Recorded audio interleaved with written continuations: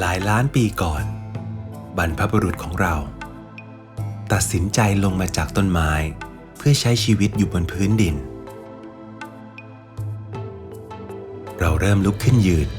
และเดินด้วยสองเท้าในขณะที่ญาติของเราบางกลุ่มตัดสินใจอาศัยอยู่บนต้นไม้เช่นเดิมต่างฝ่ายต่างเดินตามวิถีทางของตนเอง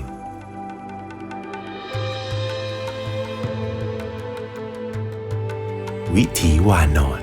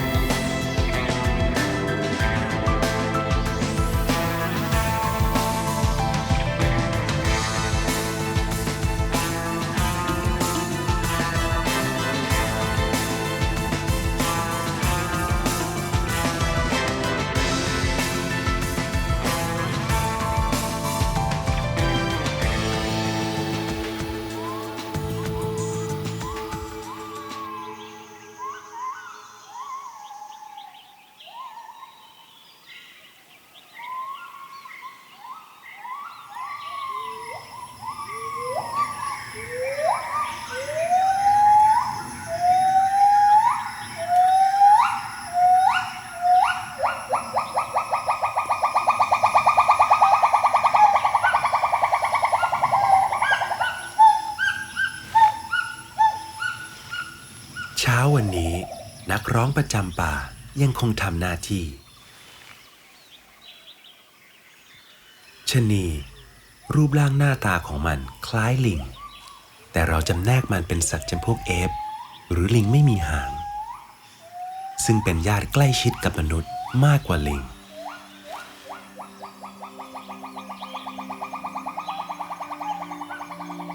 แขนที่ยาวที่สุดในบรรดาวานอนทั้งหมดทั้งข้อมือข้อศอกหัวไหล่ต่างมีลักษณะพิเศษที่ไม่พบในวานอนอื่นๆทำให้มันเคลื่อนที่ได้ราวกับนักกายกรรม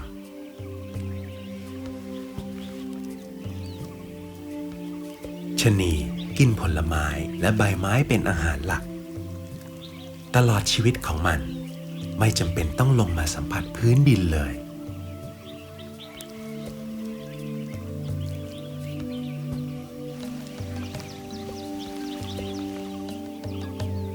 เมื่อมันหิวน้ำขึ้นมาชะนีใช้วิธีจุ่มมือลงในน้ำที่ขังอยู่ตามโพรงไม้ให้หลังมือเปียกชุ่มแล้วยกขึ้นมาดูดกิน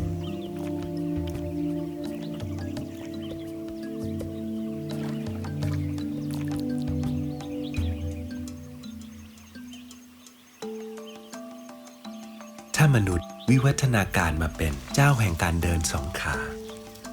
ชะนีก็ถือเป็นเจ้าแห่งการห้อยโหนอย่างแท้จริง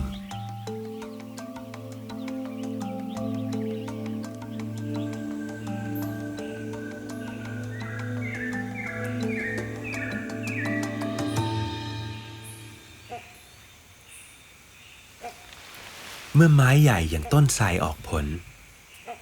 จึงเป็นเวลาเลี้ยงฉลองของสัตว์ทั้งหลาย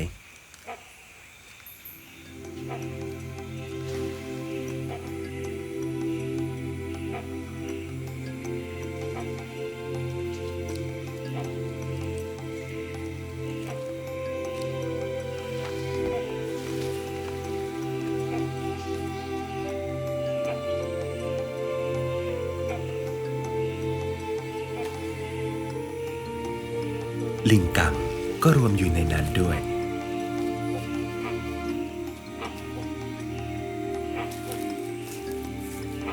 พวกมัน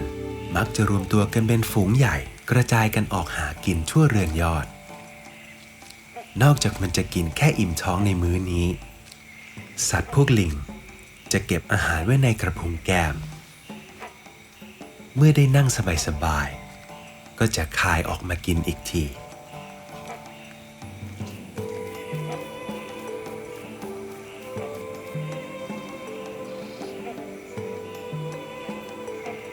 นอกจากเป็นแหล่งอาหารแล้วต้นไทรยังเป็นที่ให้ทำกิจกรรมร่วมกันกิจกรรมสารสัมพันธ์ที่ขาดไม่ได้เลยสำหรับพวกลิงคือการหาเห็บให้กันและกันเป็นการรักษาความสะอาดเพื่อไม่ให้เกิดโรค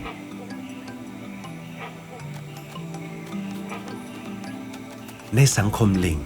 จ่าฝูงได้อภิสิทธิ์มากมายรวมทั้งสิทธิ์ในการผสมพันธุ์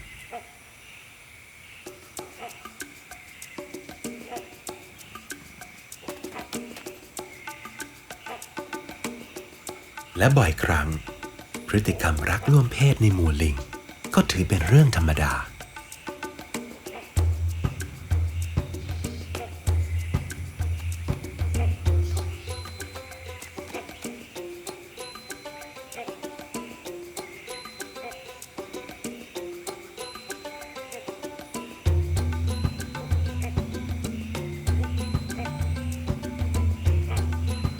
ลิงกังเดินทางหากินไปเรื่อยๆมันใช้วิธีเดินไต่ไปตามกิ่งไม้แทนที่จะห้อยโหนเหมือนชะนี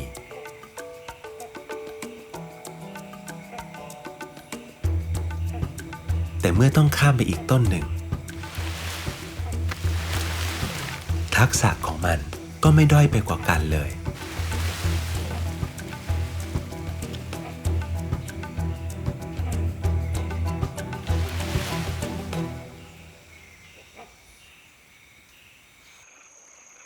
เมื่อน้ำเป็นอุปสรรคขวางหน้าฝูงลิงกังจะทำยังไง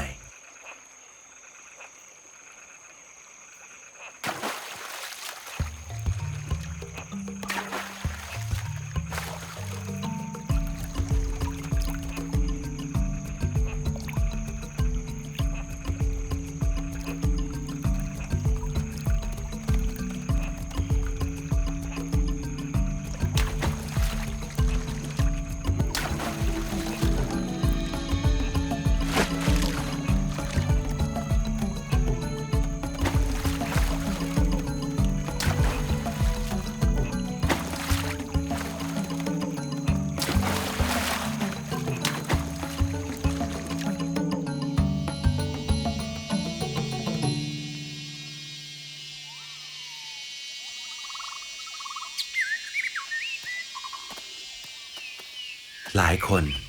อาจคุ้นเคยกับลิงวอกในฐานะนักแสดงละครลิงหรือเคยเห็นมันมาขออาหารตามสถานที่ท่องเที่ยวจนไม่รู้ว่าในธรรมชาติที่แท้จริงเหลือพวกมันอยู่เพียงไม่กี่ฝูง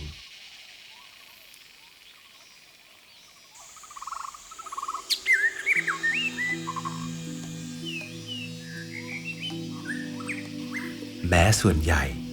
พวกมันจะใช้ชีวิตหากินอยู่บนต้นไม้แต่บางครั้งอาจพบพวกมันมีพฤติกรรมที่ทำให้หลายคนประหลาดใจ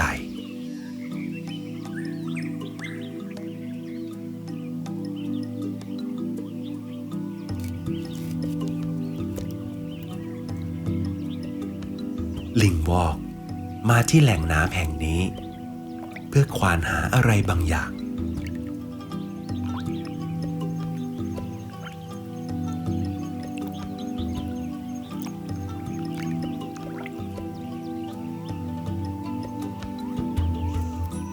มันมาหาสาหร่ายพฤติกรรมนี้ยังมีแง่มุมที่เป็นปริศนาอยู่มากและนี่คงไม่ใช่สัญชาตญาณที่พวกมันทำเป็นมาตั้งแต่เกิดแต่ภูมิปัญญานี้น่าจะถูกค้นพบและถ่ายทอดสืบต่อกันมาภายในฝูงแต่ละฝูงก็จะมีภูมิปัญญาสอดคล้องตามถิ่นอาศัยของตนเอง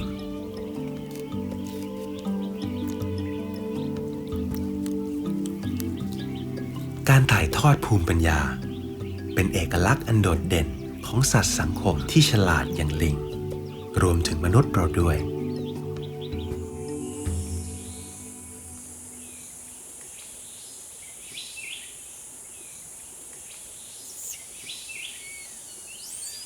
ในสังคมลิงมีการจัดลำดับสถานะอย่างชัดเจนลูกพี่ได้กินน้ำก่อนแต่ถ้าถึงเวลาศัตรูมาลูกพี่ก็ต้องพร้อมออกต้อนรับก่อนเหมือนกันใบหน้าลิงเสนจะมีสีแดงสดเมื่ออยู่ในช่วงวัยที่แข็งแรงที่สุด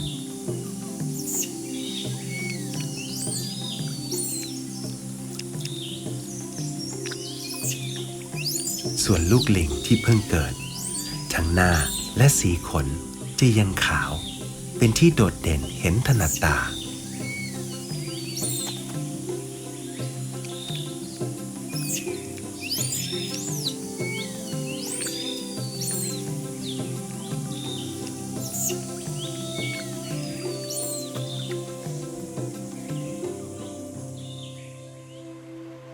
นอกจากต้นไม้บนภูเขาแล้วป่าชายเลนก็เป็นอีกที่หนึ่งที่ลิงใช้เป็นบ้าน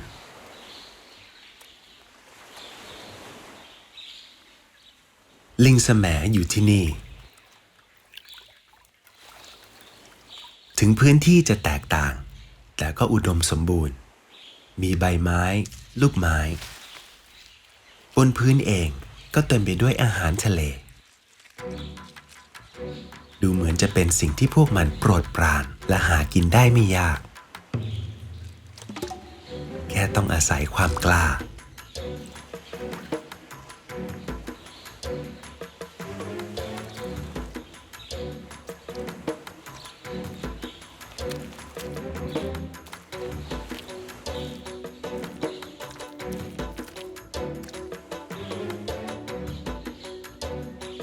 การจะกินปูให้อร่อย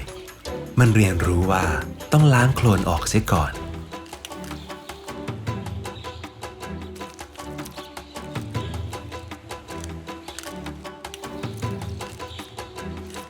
สิ่งมีชีวิตเรียนรู้และปรับตัวให้สอดคล้องกับธรรมชาติปรับตัวให้กินอาหารแตกต่างมีที่อยู่แตกต่างเพื่อเปิดโอกาสให้ตัวมันเองอยู่รอดความแตกต่างเล็กๆน้อยๆรวมกันจนเกิดเป็นเอกลักษณ์ของสายพันธุ์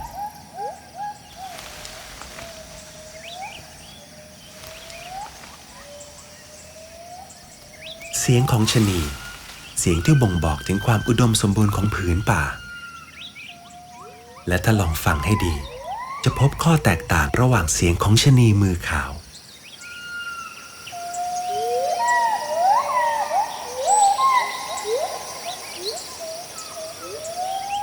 กับเสียงของชะนีมงกุฎ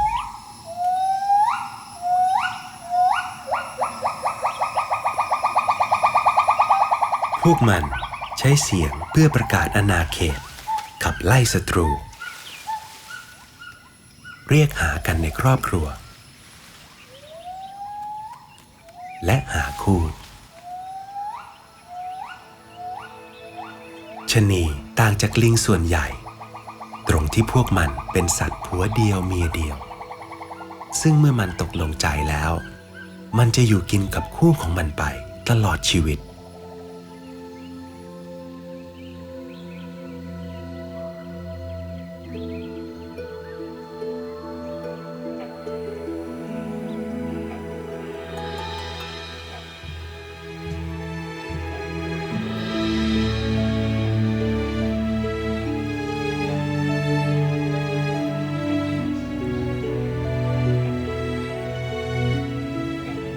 ชะนีตัวนี้ต่างออกไปผลพวงจากพื้นที่ป่าที่หดเล็กลงทำให้ชะนีมือขาวและชะนีมงกุฎผสมข้ามสายพันธุ์กันเจ้าเลือดผสมมีเสียงร้องที่ผิดแปลกหน้าตาของมันบ่งบอกไม่ได้ว่ามันเป็นสายพันธุ์ใดแน่และเจ้าเลือดผสมตัวนี้มันมีนิสัยค่อนข้างก้าวร้าวนกกบเข้ามาขอแบ่งผลใส่กินบ้าง แต่มันไม่ยอมถ้ามันยังอยู่มันจะไม่ยอมแบ่งให้แม้แต่ผลเดียว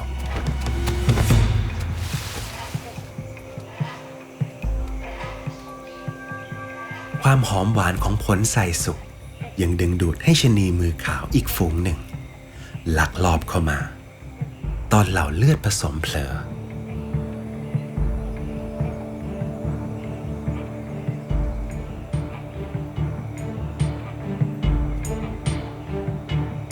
มันค่อยๆมาเงียบๆแต่การจะกินผลไทรต้นนี้ก็ต้องระวังตัวตลอดเวลา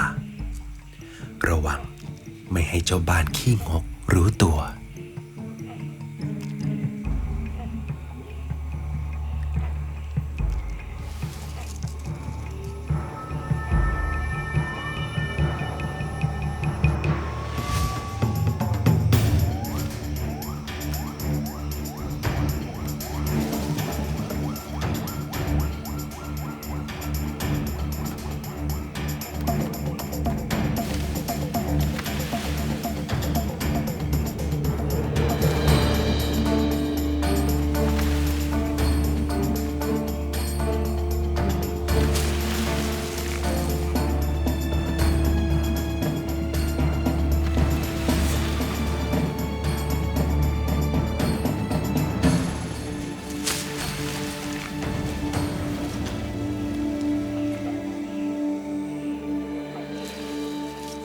ในครั้งนี้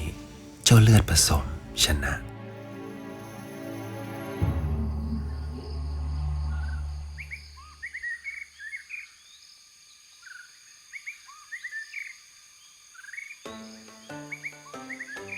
บนยอดไม้ไม่ได้มีเพียงลิงและชะนีแต่ยังมีข้างหางที่ยาวกว่าลำตัวถึง2 เท่าเป็นสิ่งหนึ่งที่แยกข้างออกจากวานอนกลุ่มอื่นวงรอบตาสีขาวที่คล้ายว่ามันกำลังใส่แว่นก็เป็นที่มาของชื่อข้างแว่น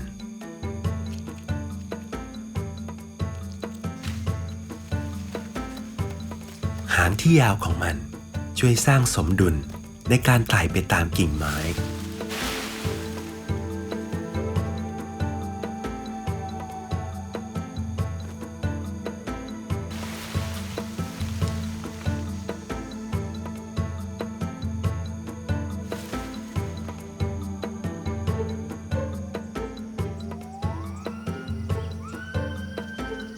การเอาตัวรอดในป่าดงดิบเป็นสิ่งที่ซับซ้อนเพราะมีเรื่องราวต่างๆมากมายที่ต้องเรียนรู้กว่าจะปีกกล้าขาแข็งได้ต้องใช้เวลานานลูกชะนีจะกินนมแม่จนอายุขวบครึ่งและจะเกาะติดที่อกแม่ต่อไปอีกครึ่งปีการเดินทางร่วมกันของครอบครัวเล็กๆเป็นช่วงเวลาที่ลูกๆได้เรียนรู้ทักษะต่างๆเหล่าชะนีมักเลือกกินผลไม้ที่สุกเต็มที่ทำให้พวกมันมีอีกบทบาทหนึ่งในระหว่างการเดินทางคือนักกระจายพันธุ์ไม้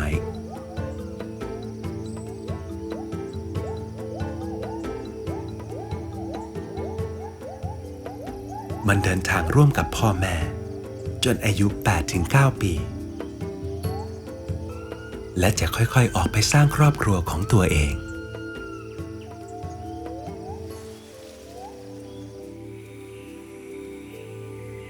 แต่กับข้างพวกมันจะอยู่รวมกันเป็นฝูงใหญ่เด็กๆในฝูงจะมีขนสีทองช่วยให้ผู้ใหญ่สังเกตเห็นมันได้ง่ายและสีนี้จะค่อยๆเปลี่ยนเป็นสีเทาเมื่อมันพร้อมเผชิญโลกด้วยตัวเองความสนช่วยในการเรียนรู้ฝึกฝนร่างกายฝึกฝนทักษะทางสังคมแต่เรียนคนเดียวก็ไม่ได้ต้องคอยดูผู้ใหญ่ด้วยว่าเขากินอะไรกันจะได้หัดกินตาม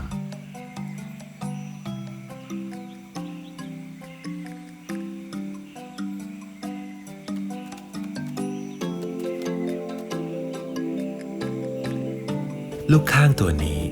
คงกำลังรบเร้าขอกินนมจากแม่ แต่ยังไม่ใช่เวลาต้องโดนสั่งสอนซะบ้าง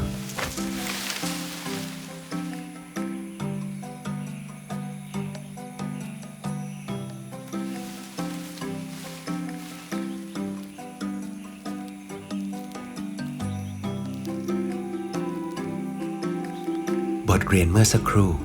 สอนให้มันรู้จักรอ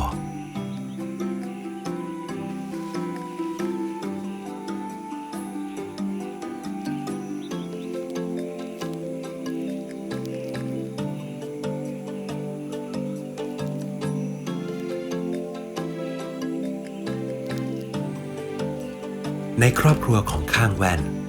ไม่เพียงแม่เท่านั้นที่เลี้ยงดูลูกข้างตัวอื่นๆก็รับหน้าที่พี่เลี้ยงด้วยเหมือนครอบครัวที่เพิ่งมีหลานต่างอยากขอไปเลี้ยงบ้าง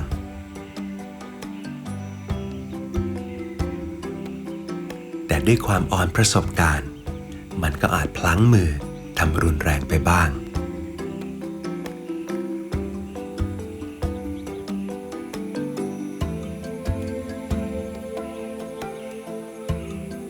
สุดท้ายมันได้รู้ว่าไม่มีอกใดอบอุ่นเท่าอกแม่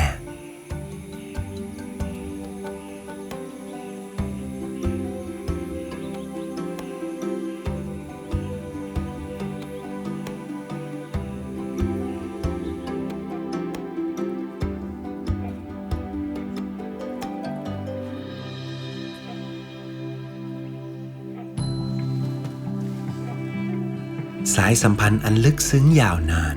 ระหว่างครอบครัวเป็นสิ่งหนึ่งที่คนกับเหล่าวานอนมีร่วมกันอย่างเห็นได้ชัดการเฝ้าดูชีวิตของพวกมันก็เหมือนได้เห็นเงาของตัวเองสะท้อนกลับมา